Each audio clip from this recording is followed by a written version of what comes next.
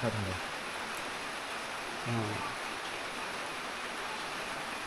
ผู้สาวบ้านใดสวยครับผู้สาวเมืองเซโปนเด้อผู้สาวเมืองเซโปนกระสุดเมืองเซโปนก็มีแต่น้องใจนี่แหละงามกว่าหมู่ทุกคนสามารถคอมเมนต์เข้ามาทักทายกันได้เด้อสบายดีสบายดีท่านผู้ชมยินดีต้อนรับเข้าสู่ช่องบ่าวจอยเซโปนเส้นเก่าเส้นเคยท่านผู้ชมทำมือตื่นตาเนาะมื้อนี้เปิดคลิปอยู่เพื่อนน้องใจเด้อท่านผู้ชมเด้อพาทีมงานหมู่คู่มาเดินทางมาแต่ทางสารวัตรแน่ทางแขวงขมวนแน่ท่านผู้ชมเนาะมานอนค้างคืนเพื่อเก็บภาพบรรยากาศคลิปชนบทเนาะเขตบ้านตะนางบ้านต่อเฮือประมาณนี้ท่านผู้ชมเนาะแต่ว่ามื้อค่ำคืนนี้เฮาสินอนอยู่ในเฮือนน้องใจนี่แหละท่านผู้ชมเนาะกับหมู่คู่ว่าซั่นซะมาบ้านเพิ่นก็ฝนก็ตกซ้ำบ่ฮู้ว่าสิได้คลิปงามบ่มื้อเช้าเนาะขี่รถจักรเข้ามาเนาะ2 คัน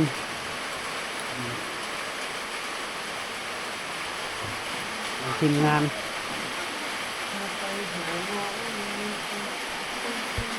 แต่ค่ำคืนนี้ก็สินอนอยู่เฮือนน้องใจนี่ละจะหน่อยเพิ่นกำลังเฮ็ดกินซื้อปลามาให้เอาปลาไปให้น้องแล้วเลยเฮ้ยยังเลยคนนี้ก็เดินทางมาแต่สบายดี เมืองตะโอยเนาะโดยสบายดีท่านผู้ชมเนาะฝากติดตามช่องวิธีสุนเผาในเด้อเนาะฝากติดตามมื้อนี้มาหาเบาจอยพาเที่ยวบ่บ่จอยสิโปนบ่จอยสิโปนเนาะ กับทีมงานเรามี3คนนี่แหละมาสิมานอนเฮือนน้องใจนี่ทั้งข้าพเจ้าได้ครั้งแรกได้มาเฮือนหลังนี้เนาะบ่เคยมาจักเทื่อเห็นแต่ในคลิปน้องใจมื้อนี้ได้เห็นครั้งแรกเลยเดินมาแต่ทางมาแต่แขวงสารวัตรเมืองตะโอยเนาะโดยถือว่าเดินทางมาใกล้เติบเลยเมืองตะโอยนี่อันยังคือจุดหลักเมืองตะโอยเมืองตะโอยก็จุดหลักก็คือเป็นแบบลักษณะคือคนสุนเผ่าตะโอยนั่นแหละเขาเจ้าดำรงชีวิตเหมือนการเฮ็ดนาเฮ็ดไร่นั่นแหละเนาะสูบกบยาใหญ่เนาะโดยผู้สาวก็สูบบ่ผู้สาวสูบหมดผู้เฒ่าก็สูบผู้สาวก็สูบเนาะผู้สาวก็สูบผู้เฒ่าก็สูบผู้สาวสูบยายังหอมอยู่บ่โอ้หอมเลยเนาะหอมเนาะหอมเนาะหอมสุดแล้ว อันนี้ก็บ่าวต้อยนี่บ่าวต้อยวิถีชนบทสบายดีหรือว่าบ่าวต้อยชาแนลเนาะบ่าวต้อยชาแนลช่องใหม่เปิดช่องใหม่แล้วบ่าวต้อยชาแนลอันนี้ทีมงานนี่ปลุกปั้นนำกันตะโดนตั้งแต่ปี2022ท่านผู้ชมเนาะยังทุกคือเก่ายังดียังลำบากคือเก่ามีรถจักรรอท้ายคลิปคือเก่าโอ้บ่พัฒนาเนาะยังว่าสิขับรีโวคือเขาบ่แม่นลืมซื้อ เอาไว้ซื้อนะเอาเงินไว้ธนาคารซื้อแต่บ่ยอมซื้อจักเทื่อเห็นคลิปจุดได้รถจักรขี่แต่ก่อนมีรถใหญ่นะแต่ก่อนมีรถเก่งแต่ก่อนมีรถใหญ่รถเก๋งขี่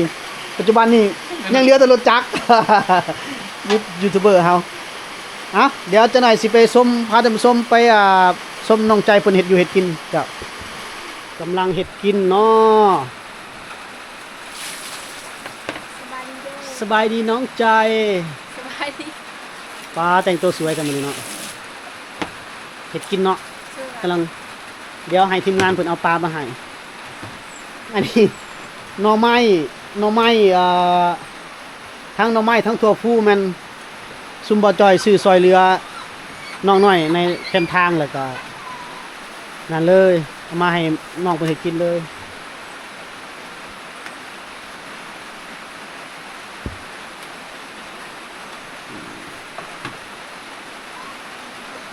ปลาเฮาสิได้กินเนาะปลาเฮาเนาะ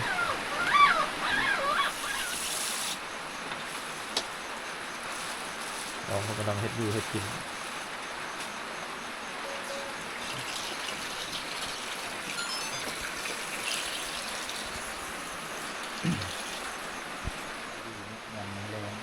เผื่อตอนทำงานให้คือนี่เป็นใบแกงปลานี่ใส่น้ำส้มนี่มีรักที่เคยเฮ็ดประจำคนละน่าจะแซ่บมันจะได้แซ่บไปน้ำกันนี่เนาะกินข้าวน้ำกันไปเนาะต้มคำเลยอะไรมันนี่ทีมงานเขาได้นอนเลยคนนี้เอาขับไปซอยเดินมานี้เดินเศร้าแต่ย้ายไปบนใหม่ใช่ไหม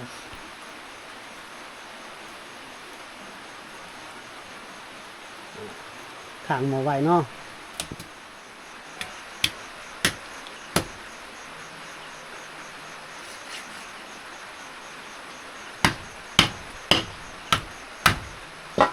ท่านฝนบ่ตกแล้วไปให้บ่มื้อนี้โอ้ พูดเข่าเลยเนาะ ไปฮูดบ่หรือว่าไปอันนั้นซื่อ ไม่พูดเขาสุกเลย ๆเข้าสุกแล้วไป ไป ฮู สุ ด ดแล้ว มันมีฮูดเอาฮีดต่างหากอีกบ่เฮ้ย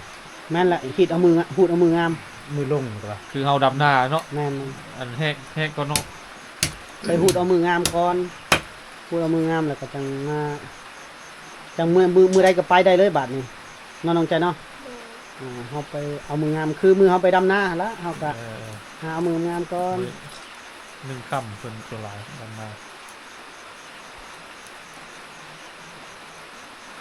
แกงปลาเนาะบัดนี้แล้วน้องใจ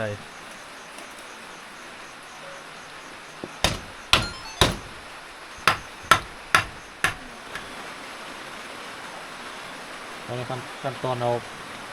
ปลาลงหม้อ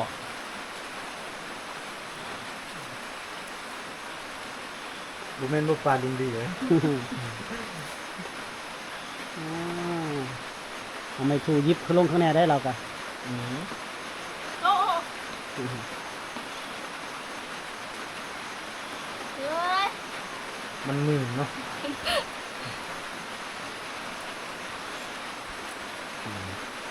เป็นโอ้น้ำพดขับกันยังเนาะ ได้ชิ้นงามเนาะน้องใจเนาะชิ้นงามมาแต่สายไฟซื้อมาตอนได้ชิ้น อุ้ไทยชื่อมาตอน อ๋อ ซีคนไทย บ่ สาวผู้ไทย สาวผู้ไทยป่ะ อ๋อ โอ้โหงาม งามเลยสินี่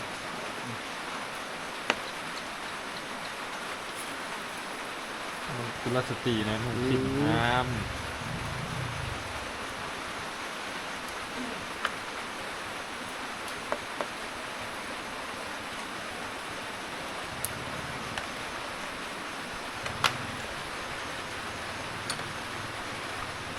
เย็นนี้เฮาสิกินอาหารแซ่บๆแบบนี้แหละฝีมือน้องใจ บรรยากาศดีๆเนาะ อ่า ฝนกระตก ฝน อีก ตกอีกโอ้คักแล้ว ตรงนั้นมันก็แซ่บอยู่แล้วนะ คนก็งามอีก อ่า คนเฮ็ดกินให้กินก็งามอีก แซ่บมันคนงามมันเลยแซ่บ คนกินก็รออีก คนกินก็รออีก เออโดยเฉพาะบ้าวโจยเนาะ มันก็นอนฟังเสียงฝนนี่ได้มื้อแรงก็นอนบ้านคนงามอีกโอ้ เว้นฟังเสียงเครียดด้วยเนาะ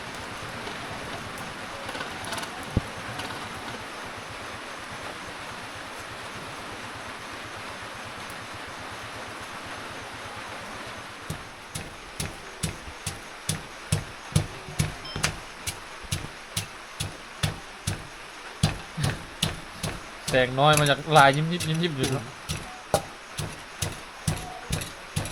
มันมองมีเสียสละมันจะจับดอกไฟแข่งกับโจย โอ้ตำมะเพ็ดใส่แกงบอกน้องใจ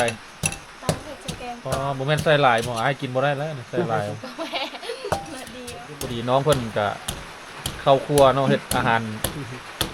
ารแรงให้กินมื้อนี้มีเมนูปลาแกงปลานิลเด้อ ปลานิล แกงปลานิลเนาะ อันนี้ก็ใส่แซ่บมัน ใส่เลยตามสูตรน้องเลย มอบเลย เคยใส่อันนั่นบ่เกียงปลา ใส่ คันบ่เคยใส่บ่ใส่ก็ได้อ่าก็ได้เฮาเคยใส่เฮาไม่ใส่ บ่ได้จะเคยใส่หั่นละ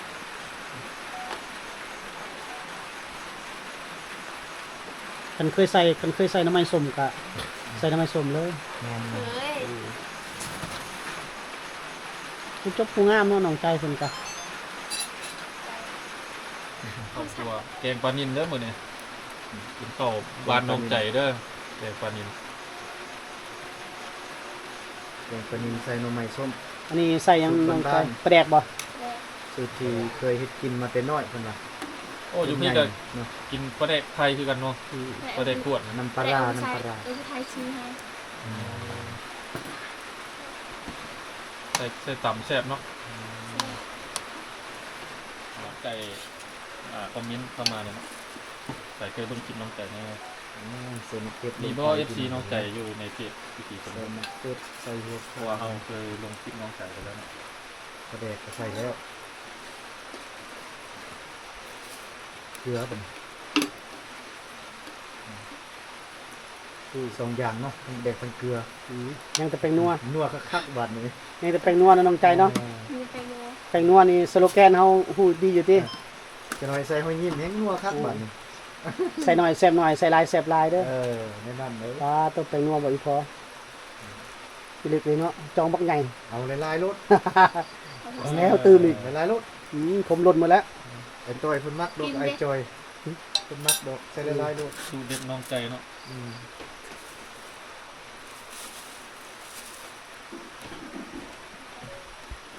โอ้ไปยืนอายแล้วไปดึงดม บิงบ่ได้มานอนนำบ่น้องมิง โม บ่ได้มานอนนำเนาะนอนผู้เดียว มีนอนกับโมอะไรอยู่ทุก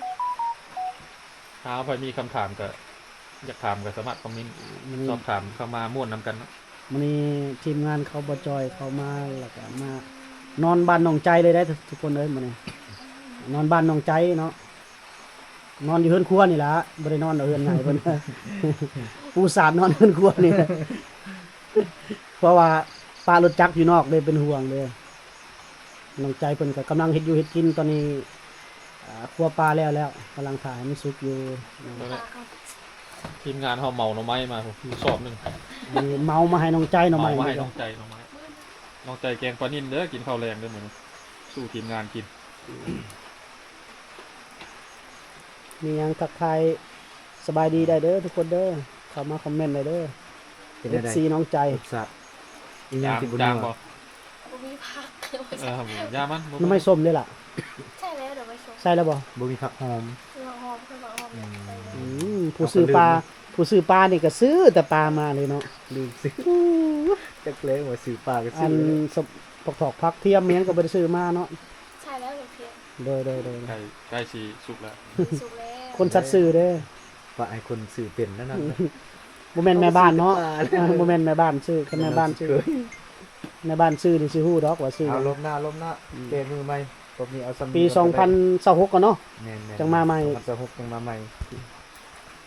ตอนนี้บ่จอยอยู่บ้านหนองใจเด้อทุกคนเด้อตอนนี้ผู้ชมเขาชมทางช่อง YouTube เฮาไลฟ์สดนี่ 20,000บ่แม่น20,000 20คน เขาอยากเบิ่งเลย อืมโอ้ย ปีหนึ่งไลฟ์สดเทื่อหนึงเพิ่นก็บ่ฮู้แล้วเนาะ ส่งเฮาให้บ่เคยไลฟ์สดจักเทื่อเลยมันบ่ทันได้ลองไลฟ์สดเลยเด้อ คอมเมนต์เข้ามาทักทายหน่อยเด้อไปที่เบิ่งรับชมไลฟ์สดอยู่ อันยังอีกบัดนี้ ดาวรถเอาเกลือเอาห จา ยัง งเกลือวะ เพิ่น ว่าข้าวกัน ผู้สาวบ้านใดสวยครับ ผู้สาวเมืองเซโปนเด้อผู้สาวเมืองเซโปนกระสุดเมืองเซโปนก็มีแต่น้องใจนี่แหละงามกว่าหมู่ ทุกคนสามารถคอมเมนต์เข้ามาทักทายกันได้เด้อว่า สวยจัง จาก สวยจังเลยน้องใจ จังหวัดใด ใจ หรือรับชมจากแขวงใดเมืองใดตอนนี้เรามาอยู่ที่เมือง นอกจากจะเบิ่งไลฟ์สดได้แล้วก็ มาบ้านน้องใจเนาะสาวเป่าบู เขาก็ยังสิไปตัดคลิปยาวลงคือเก่า มาเยี่ยมยามน้องใจบรรยากาศดีๆเนาะคนกระตกมัน แบบมาสั่น นั่งเฝ้าเตาไฟ ลองไลฟ์สดในครั้งแรก โอ้ย หมากับพ่อหมาเนาะ ตัวน้อย ไอตัวเล็ก FC ว่าอยากให้น้องใจทำงานที่เมืองไทย จะได้มีเงินเดือนเยอะๆ น้องใจว่าได้ ใช่ไป ไปบ่เมืองไทย เอาเลย ได้ ไปบุเป็นเนาะ ไปบ่เป็น เป็น อ่านภาษาไทยได้บ่อ่านภาษาไทยได้บ่ ชาลาวยังบ่จบ อ่านภาษาลาวยังบ่แตกเนาะอ่านภาษาไทยให้ยากแล้ว สบายดีท่านผู้ชมนะที่อยู่ข้างในและต่างประเทศยินดีต้อนรับเข้าสู่ช่องวิธีชนเผ่านะคือว่า FC ช่ เพิ่ อน งเขาเป็นครั้งแรกเนาะที่ได้ไลฟ์สด ที่ บ่เคยไลฟ์สด ที่ จั จาก ก เทื่อเลย เด้อ ใน บ่าว ช่ วั อง น ไป เขาชน เด้อ เผ่านะน้ำใจนะ มื้อนี้มา3ซ่องเลยท่านผู้ชม มาไลฟ์สด ว่าจอยมานอนบ้านน้องใจ คือว่าครั้งแรกเนาะได้ไลฟ์สด แจ้งนายบ้านแล้วบ่โอ้แจ้งเรียบร้อยแล้วครับ สามารถคอมเมนต์กันเข้ามาได้เนาะ นายบ้านก็พอน้องเบียงเองแหละ ใน เนาะ การไลฟ์สดของทีมงานวิธีชนเผ่าเฮานะ พอน้องเบียงได้เป็นนายบ้านเนาะแม่นบ่ โดย พอน้องเบียงเองเป็นนายบ้านถ้าผู้ชมเคยติดตามก็จะรู้จักว่าน้องเบียงคือใครกับบจอยบอกเราแล้ว ร่วมสนับสนุนซุปเปอร์แทงได้เด้อทุกคนเด้อสนับสนุนน้องใจโดยการซุปเปอร์แทงก็ได้เนาะ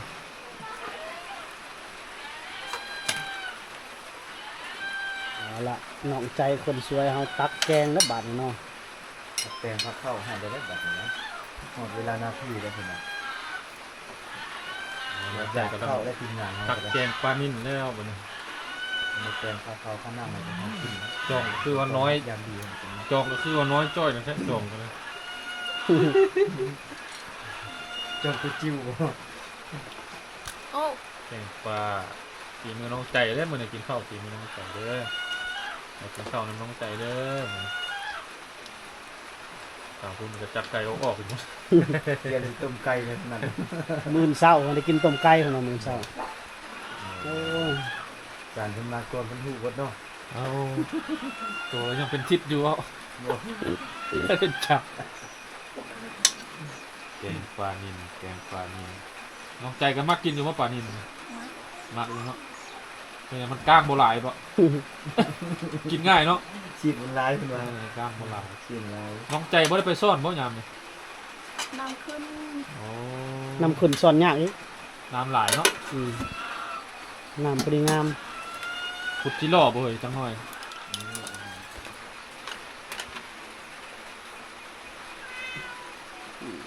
โอ้ข้าวเจ้ากับหุงเอาแบบบ้านๆเลยเนาะน้องใจเนาะหม้อหุงข้าวด้วยซะเพ่แล้วบ่ ใส่อะไรเลย โอ้ ใส่นั่นก็ได้นะ แต่ว่าแบบนี้หอมกว่าได้แบบนี้เลย ใส่เตาเอาหนึ่ง ใส่เตาฟืนหอม เตาคืน สมัยตะกี้ยังน้อยเนี่ยญาติกินข้าวไฟไหม้ก้นหม้อนะ ญาติกันไปก็จะกินมันหอม กัดกินลิ้นเนาะ เออ เพราะมันเป็นตะยำอยู่มันแข็งๆเนี่ยเด้ น้องใจกับมืออื่นเช้าหุงกันใหม่ๆเด้อให้เขาญาติกันกิน ไอ้จะกินทั้งครึ่งบ่ให้เขากินทั้งลุ่มบ่เนาะ โอ้ไอ้สิกินก้อนหมู อย่าตักลายได้หลายเด้อเพราะว่าสุก สองถ้วยพอแล้วตักสอง กิน ถ้ บุ วย มดกินบุมดอยู่แล้ว ตัวไอ้กินข้าวเหนียวนะไอ้ เออ ข้าวเหนียวก็มีเลยเนาะ มีสองอย่างเลย ข้าวเจ้ายันนอนบ่ได้มันแรง ยันหิว ยันหิวกลางคืน นี่ไงตัด2 ถ้วยเพราะว่าอ้ายกินข้าวเจ้า คือเด็กก็ตักอีกเด็ก โอ้บ่กล้าลุกกินนะยันน้องใจหายยันน้องใจหายนะยามเรานอนเฮาสิกินข้าว น้องใจก็หุงเป็นบ่เข้าไปเนี่ย เป็ เป็น นเนาะโอ้เก่งเก่ง โอ้ เก่ง ยแต่เก้าหาก็มีหม้อหุงข้าวนี่เราก็ได้ ได้แล้วผมช่วยพอดี พอก่อนน้องใจก็จะตักตื่นอีก น้องใจเอิ้น FC มากินข้าวน้ำแน่ มาเด้อกินเก่ากินข้าวลำเด้อกินต้มปลา แน่ อาหารเสร็จ ก็ต้องมีข้าวเจ้ามีข้าวเหนียวอีกเนาะ นี่ มีครบทุกอย่าง ฝีมือน้องใจเด้อมื้อนี้กินข้าวแรงน้ำน้องใจเด้อทุกคนเด้อคือว่าไปกินข้าวฝีมือน้องใจในบรรยากาศยามแรงๆพร้อม คนตกพร้อม กินแล้วก็มื้อแรกก็นอนอยู่บ้านน้องใจพร้อม ไอ้ทีท่านใดท่านใดกินยิบเข้าขึ้นมากินน้ำกัน อ่า มันจัง กิน แซ่ ได้ บ ปะ กินกับน้องใจมันจังแซ่บ แซ่บแล้วกินน้ำคนงามเฮ้ย แม่แม่แม่ กินน้ำคนสวยเนาะ อืม งามคือในกล้อง เฮ็ดยังอันนั้นนะ คุณจัก อะไรก็ คุณจัก เฮ็ดหมอนบ่เสียไปห่มไปนอนอยู่ไสนะ อยู่กลางป่า โอ้ว้าวไปนางเอกข่อยนี่ก็นี่ไงเพิ่นขายผ้าห่มขายเสื้อผ้ากางเกงขาทรงขาสั้น บ่มีคุดซื้อเลย อืมก็มีตัวซื้อมีตัวขายแล้วมีเกือบมีรองเท้าได้ท่านผู้ชมเว้ยมีหมดของวงของหวานจะหน่อยก็กินของหวานแล้วบ่จอยเลยก็กินข้าวแล้วนะแซ่บบ่กินข้าวมื้อนี้ฝนก็หยุดตกเลยปิดเอาคมออกหน่อยหนึงนะอันยังน่ะทงยางหยัง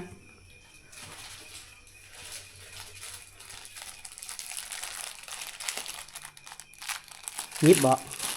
เข็มขัด เข็มกลัด ถือควายทอด จะสิเฮ็ดหมอนบ่น่ะเฮ็ดหมอนให้สุมายบ่โอ้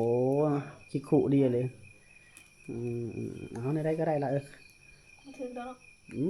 ถือกระยามันดอก